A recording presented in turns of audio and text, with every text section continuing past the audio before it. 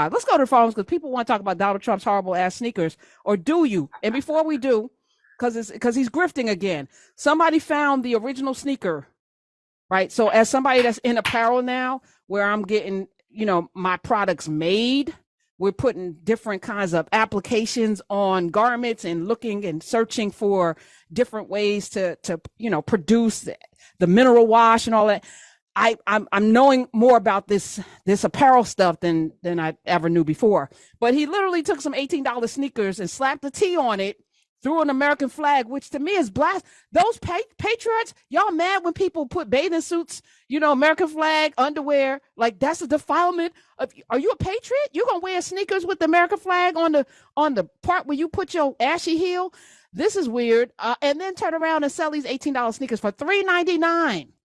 $3.99, Dr. Black, $3.99. So people online, I posted the sneakers and said, what injury could happen from wearing these sneakers? I'm just curious once you put them on. And I got various different things. Somebody said common side effects include, actually, I'm going to give his name on Twitter. I am Kyle Crawford. Shout out to you.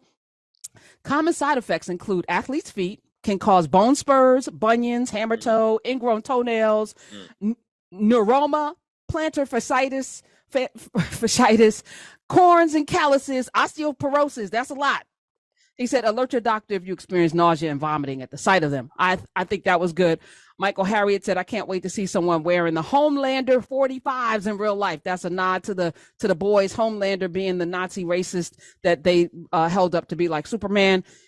Chef's kiss to boys, and also Michael Harriet. And then Mark Agee, I think, had one of the best tweets. He said, he posted, tried hooping in these, but all I could draw. So no, let me say it right. Because this is a nuanced joke. He said, I tried hooping in these, but all I could do was draw charges. It's a basketball joke. Like okay. Yep. Right. And our own Lamont King said, he said he calls them treesies for treason and Air Force Ones. I like all of that, Smith. He didn't get nothing. Okay, we're going to talk to Lamont on Friday about it. But let's go to the phones. Dr. Black is here. We done kicked it off. Eric in Florida wants to talk about Trump and voting. I'm here for that because that's way more important than the damn sneakers. Hi, Eric. Hey, how you doing, Karen? Awesome. Yeah, I got to tell you, you're a powerful Black woman. I love listening to you. Thank you.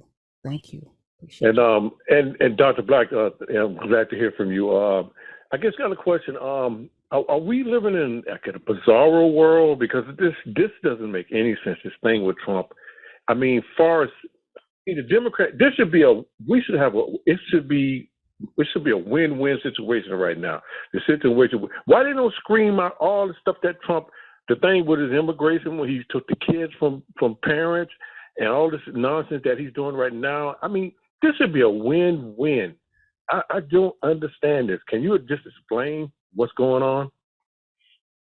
What is your question? Like why is Trump even able to run for president? Is that the question? Or why are we even having to contend with him run for president? Is that the question? Yeah.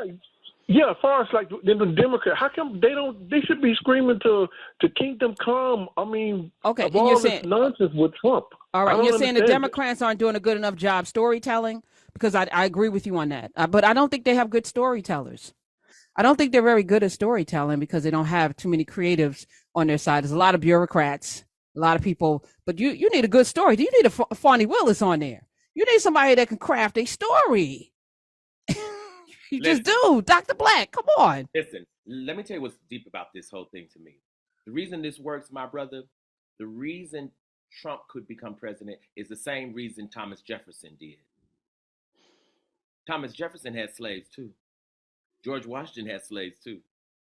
Right? Trump got slaves too. Mm-hmm. If you really understand what I'm saying, right? And what we got to understand is we're trying to be surprised at what Trump is doing.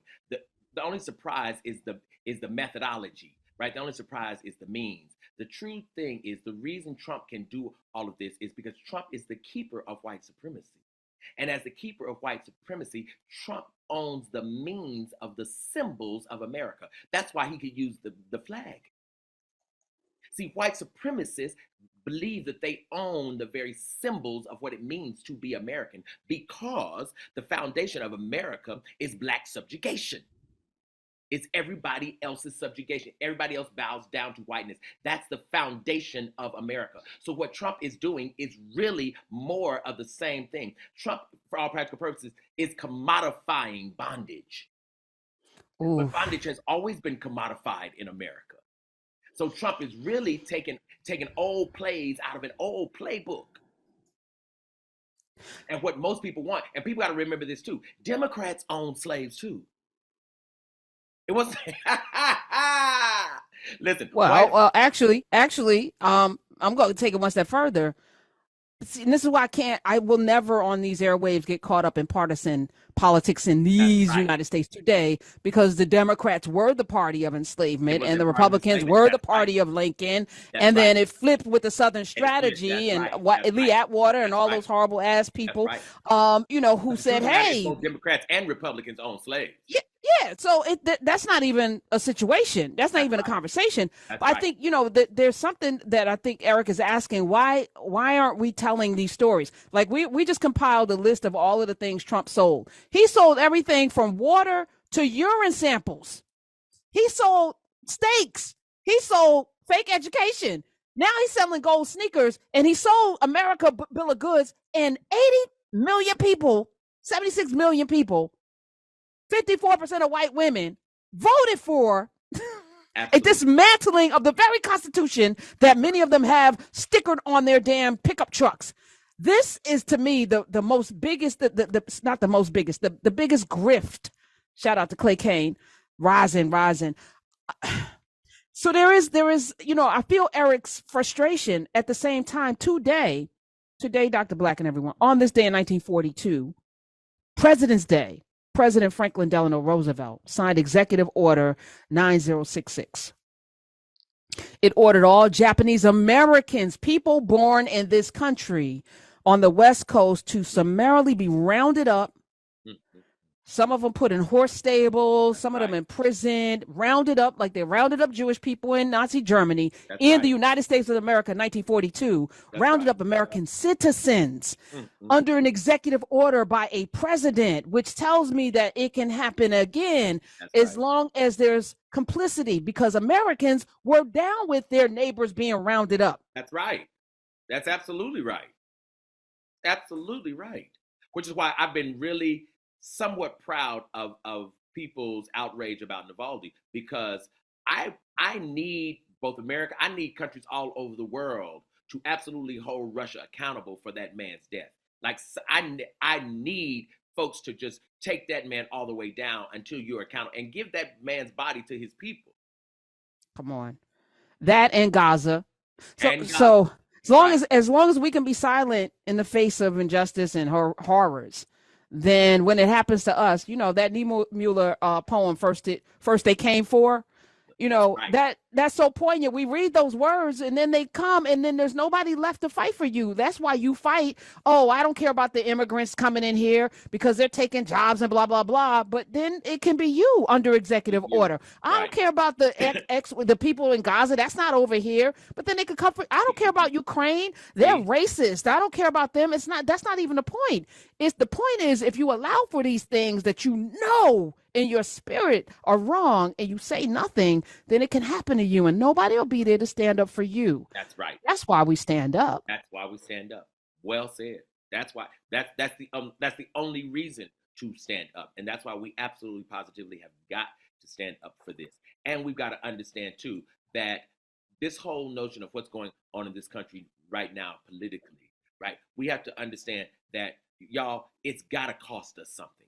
We cannot keep the reins of materiality. We cannot keep the reins of riches, right, to the same extent while we're trying to walk in righteousness. We've got to understand that it's got to cost us something. But other people's lives are worth far more than any wealth we could ever have. The beautiful thing about America is not supposed to be that we can always know we have access and excess. That cannot be the joy of being American. The joy of being American has got to be influence.